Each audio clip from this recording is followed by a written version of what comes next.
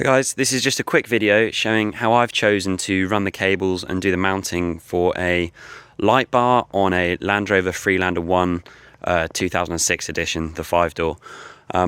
This isn't going to go over the specifics of electronics and how you should be building the whole setup. It's really just a specific Freelander solution in case you guys have one as well and you're curious. So okay, first things first, running the power from the engine bay through into the cabin. So for me, I've just got my 40 amp cable here. That will go straight to the positive, and I've also just got a blade fuse in there, which will be fine for now. I've managed to get a 30 amp fuse just for the minute until I start running heavier stuff perhaps in the future. My preferred solution was to go down through the engine bay and actually underneath the car, which we'll look at in a second. There are ways to run cables straight from the engine bay directly back into the dash, but I didn't want to do that because I wasn't particularly keen on pulling out the whole dash.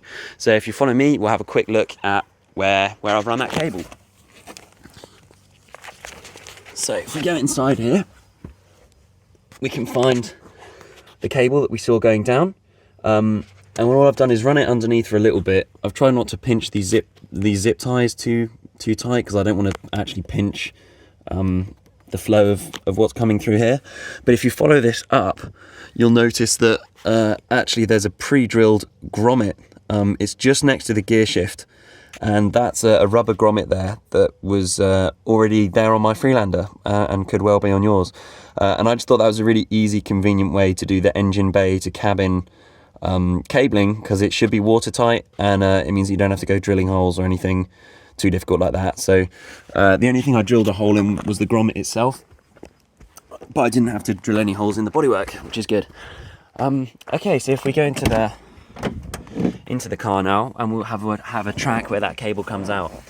So you can see that the cable actually exits here, where the center console normally is, right between the handbrake and the gear shift. There's some good videos on YouTube right now about how to remove the center console. It's not too tricky.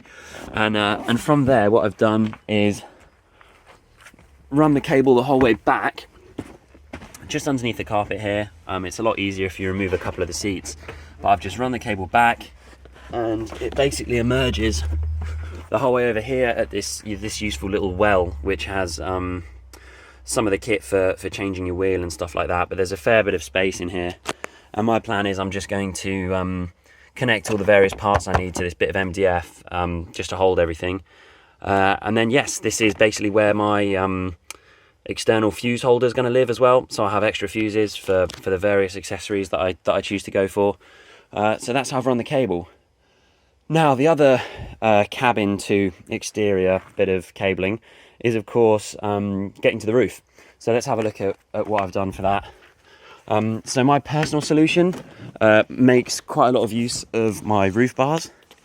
So if you have a look here, what I've actually done is drill an additional hole the whole way down through essentially the roof bar assembly, the whole way down into the cabin.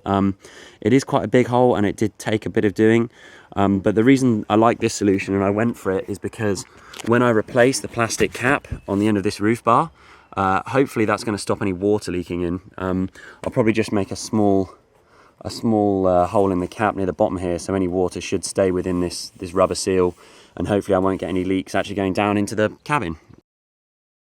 So now that we're back inside, you'll see I've actually pulled away some of the trim here, just by some of these just snap right out, and I've just loosened off the hand grip there. The hole, essentially, you can't really see it, but it essentially comes in through this piece of trim up here.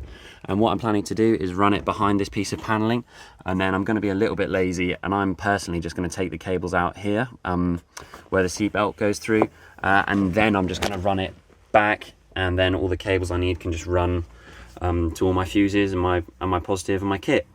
You may wish to actually try and remove some of these panels and do a neater job. Obviously that's up to you, but I'm just going to run it externally along here, and then I'll just put it under the carpet going into the well at the back here. My solution for the switches is actually to, when I put the center console back in, I'll just run the switches that I've got and actually have them in the center console, again, so I don't have to pull out any more of the dash. Now, in terms of the actual bar and fitting the light bar itself, I've personally opted to go for these quite useful clamps that just clamp straight onto the roof bar. I'll probably leave a link in the description as to a link for those. But all I've done then is, this is all just generic, you know, pieces of bracketry that I've got off Amazon. And what I've actually done is, because of the width of my personal light bar, I've had to kind of come back on myself just a couple of centimeters to get the correct distance between the two mounts that they actually give you. So that's actually my solution for how I've chosen to do the light bar as well. Obviously it isn't connected and working yet, but I just thought I'd show you quickly, yeah, while everything was exposed and you're able to see it. So hopefully that works for you. I hope that was useful, and thanks very much.